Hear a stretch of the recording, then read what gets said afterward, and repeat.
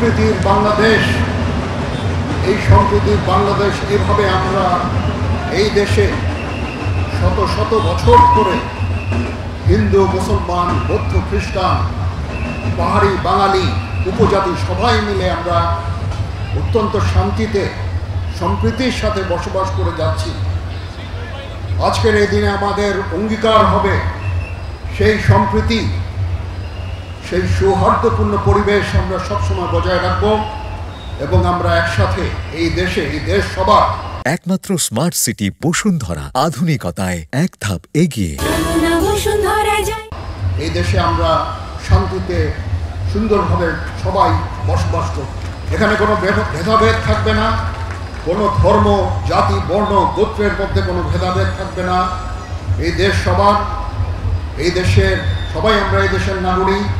আমরা সবসময় আপনাদের পাশে থাকব, আমরা এক হয়ে আপনাদের সাথে কাজ করে যাব। আপনারা নিশ্চিন্তে এই দেশে বসবাস করবেন, আপনাদের যত ধর্মীয় পরব আপনারা উদযাপন করবেন, আনন্দ উদযাপন করবেন।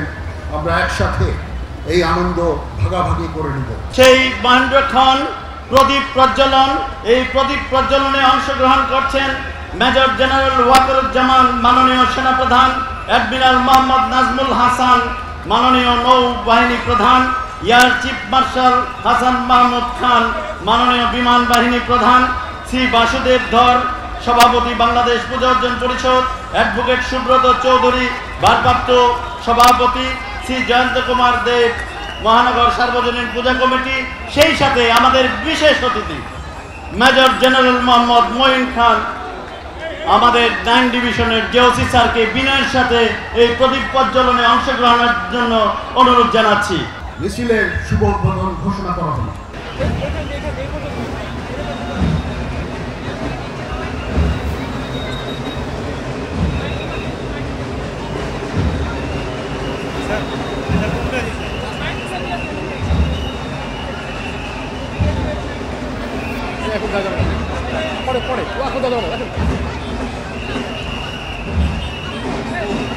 আমার এটা